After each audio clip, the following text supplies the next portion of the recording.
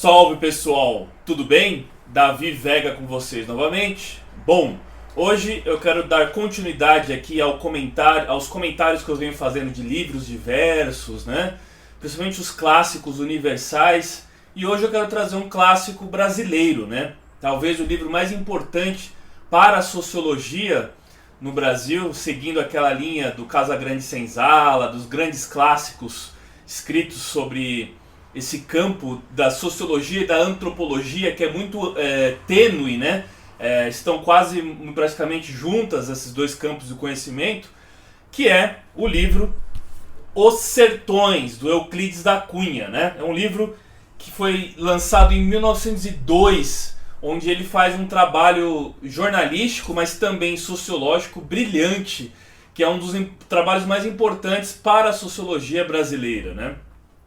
Mas antes de começar, eu quero falar desse livro aqui, do Fernando Henrique Cardoso, Os Pensadores do Brasil, né, os intérpretes do Brasil, né? Ele vai falar aqui pensadores que inventaram o Brasil, e ele cita o Euclides da Cunha, né, como um dos mais importantes, né? O primeiro capítulo fala do Joaquim Nabuco e o seguido, em ordem cronológica, claro, fala do Euclides da Cunha, né? Então ele foi eleito uma das figuras mais importantes para esse campo do conhecimento no Brasil, né? O Euclides da Cunha, ele é nascido no Cantagalo, Rio de Janeiro, né? E ele era também engenheiro. Ele era um engenheiro e ele passou uma boa parte da sua vida na cidade de São José do Rio Pardo, né? Ali em São José do Rio Pardo tem uma ponte feita por ele, uma ponte metálica, né? De ferro, uma ponte de ferro que foi projetada e inaugurada por ele naquela cidade, né? É a cidade onde minha esposa cresceu, São José do Rio Pardo. Ela é de Santo André, mas ela cresceu lá em São José do Rio Pardo e meus sogros ainda moram lá, né? E é muito curioso porque tem diversas lendas na cidade. Por exemplo, dizem que o corpo dele está enterrado em São José, mas a cabeça dele está lá no Cantagalo, no Rio de Janeiro, né? São lendas que, claro, não tem como a gente saber. Mas o que se sabe é que o Euclides da Cunha, ele foi morto num duelo. Ele foi lavar a sua honra e a honra de sua esposa, que tinha um amante, e ele morreu num duelo. E o filho dele também morreu num duelo. Foi tentar vingar a memória do pai dele e acabou morrendo num duelo também, né? É uma existência do Euclides da Cunha meio dramática, meio trágica, né? Bom, lá na cidade de São José do Rio Pardo eles ainda têm a Semana Euclidiana, onde eles fazem todas as celebrações, lembrando a obra do Euclides da Cunha e tudo mais, né? Bom, mas vamos falar do livro em si. O livro foi lançado em 1902 e ele retrata a investida, as 3 investidas, né, que o exército brasileiro fez em Canudos, né? Aquela comunidade do Arraial de Canudos, no sertão baiano, né, na Bahia, né? O livro foi lançado em 1902 e essas tentativas do exército brasileiro em conquistar Canudos, elas se deram em 1896 e 1897, perto da transição já ao século XX, né? O livro é lançado no século XX. E ele vai falar daqueles primeiros anos da República, né? A República, que foi proclamada em 15 de novembro de 1889, a primeira Constituição brasileira foi de 1891, que era da República Velha, né? Que só vai ter um fim, essa República, com o Getúlio Vargas na Revolução de 30, né? Mas até chegar na Revolução de 30... essa República Velha, muitas vezes chamada de República Oligárquica, né? A República dos Regionalismos, do Partido Republicano Paulista, do Partido Republicano Mineiro, do Partido Republicano Rio-Grandense, né? Essa República carcomida aos olhos dos que teciam críticas a ela, é uma república que tentou, através de um positivismo, né, embebida dos ideais positivistas, né, fazer uma separação do Estado e da Igreja, né? A Igreja não tinha... Antigamente a Igreja era confiada, a Igreja Católica, os registros civis, os casamentos e tudo mais. Então eles estavam fazendo um intento republicano já no Brasil de fazer o casamento civil, né, não só o religioso, mas o civil, e a separação da igreja e do Estado, né? E uma figura viu com muitos maus olhos todos esses intentos, que é a figura do Antônio Conselheiro. Antônio Conselheiro, ele era nascido no Ceará. A cidade dele aqui tem um nome curioso, deixa eu pegar aqui. Quixeramobim. Quixeramobim, no Ceará. E ele foi um idealista que foi reunindo o que eles chamavam de jagunços. Aqueles jagunços que era o brasileiro mestiço dos interiores do Brasil e tudo mais. Esse brasileiro mestiço, ele foi sendo reunido em torno de uma comunidade do Antônio Conselheiro que visava atacar essas reformas republicanas, as primeiras reformas republicanas. E aos olhos, como sempre lendas urbanas surgem sobre os eventos, né, foi taxado ao Antônio Conselheiro que ele estava tentando restaurar a monarquia, que ele era um monárquico que visava uma restauração. E até nesse livro do Fernando Henrique Cardoso, ele fala que, inclusive, falava-se que tinha um italiano que estava organizando o exército dos jagunços para a restauração da monarquia e tudo mais, e depois se provou que não tinha nenhum estrangeiro lá, não tinha nenhum italiano lá, não tinha ninguém organizando previamente ou conceitualmente ou até ideologicamente aquela comunidade. Era uma comunidade de analfabetos, de pessoas paupérrimas, pobres, a fome, a seca. No livro do Euclides ele vai falar inclusive que ele começa falando do terreno, né? O livro é dividido em 3 partes: o terreno, o homem e a luta, né? Essas são as 3 partes principais. E ele foi um determinista, né? O Euclides da Cunha foi um determinista e geográfico. Ele falava que o meio determina o homem é a resultante do meio, né? Aquela noção mais geográfica e tudo mais, né? E ele falava que a seca, ela tinha um ciclo de 9 a 12 anos, essa seca, né? Então era aquele período da seca, desse ciclo de uma seca muito grande, que gerou a fome, e nesse estado de desespero, a figura do Antônio Conselheiro foi reunindo esses jagunços, né, em torno de uma comunidade do Arraial do Canudos, né? O Euclides da Cunha, na obra dele, ele deixa bem claro que o homem é resultante do meio e da sua raça, da sua hereditariedade por meio da raça. E é aquelas noções até do Nina Rodrigues, aquelas noções mais racialistas ou racistas, né?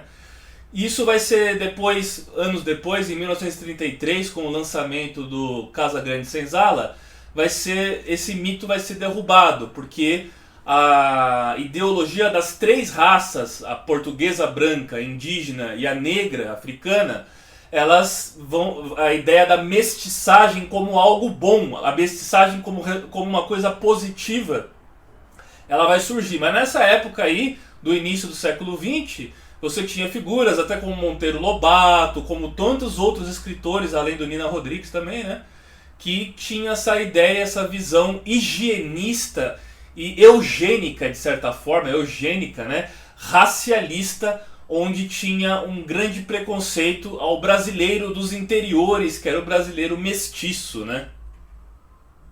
Bom, o Antônio Conselheiro, ele conseguiu reunir cerca de 25 mil jagunços. Você já imaginou, naquela época que a população brasileira era bem menor, você reunir 25 mil revoltosos, vamos dizer assim, né? E ele tinha o João Abade, que era um dos seus braços direitos, né, que inclusive derrotou a primeira expedição do exército para diluir ou dissolver a comunidade de Canudos, né? Bom, e isso estava incomodando muitos latifundiários e as pessoas da região, né, que via isso como uma preocupação, né, o Canudos como uma preocupação, né, porque era o poder do povo que estava se concentrando de uma forma muito grande, crescendo e ameaçando o poder legalista, o poder oficial, né? Imagina uma comunidade de 25 mil pessoas, né? e tinha depois, entre as investidas do exército, em uma delas, ela foi feita pelo coronel Moreira César. O coronel Moreira César, ele tinha tido fama já na repressão da Revolução Federalista, que aconteceu no sul do Brasil, uma Revolução Federalista, né? Ele tinha ganhado fama nessa repressão, como os seus métodos mais incisivos, mais fortes, atuantes, né? E eram os primeiros anos do primeiro presidente civil, né? O nosso primeiro presidente foi o Marechal Deodoro da Fonseca, depois o Floriano Peixoto, 2 militares, né? Floriano Peixoto marcado pela revolta da Armada, né? E o primeiro presidente civil foi o Prudente de Moraes. O Prudente de Moraes, então, que embora fosse um civil, se utilizou das forças armadas, né, do exército, para investir contra Canudos, né? Então, embora fosse um poder civil, os militares ainda mandavam muito e tinham muita influência, né? Várias lendas e várias coisas ocorreram de acordo com essas investidas do exército, né? Inclusive uma delas foi a do Cabo Roque, o Cabo Roque, né? O Cabo Roque seria um cabo que teria lutado até o fim do lado do seu tenente, do lado do seu oficial, e supostamente morto numa das investidas do exército brasileiro a Canudos. Só que anos depois eles descobriram que o Cabo Roque tinha sobrevivido e tinha fugido. Então, uma pessoa que tinha sido uma figura exemplar de heroísmo, né, de que lutou até o fim, resistiu até o fim, morreu em combate e tudo mais, depois descobriu-se que ele fugiu do campo de batalha e viveu como um covarde, escondido por muito tempo, até que a imprensa oficial descobrisse isso, né? Aí, falando em imprensa, o Euclides da Cunha, ele era enviado junto com a expedição, ele foi enviado junto com a expedição do exército a Canudos, e ele escrevia, então o livro dos Sertões, ele é um relato em primeira mão de uma pessoa que estava lá, né, que participou dos eventos de certa forma, né? E isso gera uma ambiguidade muito grande, porque ele era um reservista do exército, o Euclides da Cunha, né? E então se debate muito sobre a sua obra, se ele também não reproduz a visão do exército brasileiro contra Canudos e a visão legalista, a visão oficial, né, que se tem sobre Canudos, né? Bom, o Antônio Conselheiro é morto depois, vai ser capturado e morto, né? E o Euclides da Cunha, ele lançou aquela ideia dos 2 Brasis. O Brasil litorâneo, o Brasil da costa, e o Brasil dos interiores, dos sertões, que seria um Brasil muito diferente desse Brasil mais antenado com os restantes do mundo, mais cosmopolita, que seria o Brasil da costa, né? O Brasil dos interiores, dos sertões, era algo muito característico, que ele olhava até com um olhar meio pejorativo, embora ele criticasse o nacionalismo exacerbado do Brasil da costa também. Ele também tecia críticas a esses movimentos mais nacionalistas, legalistas também, né? E essa divisão ela se faz até hoje, né? Mas hoje seria mais as grandes capitais, né, e os interiores dos estados. Seria mais ou menos isso, a divisão que nós teríamos hoje do nosso Brasil, né? A primeira derrota do exército brasileiro foi em Uauá, um lugar conhecido como Uauá, né?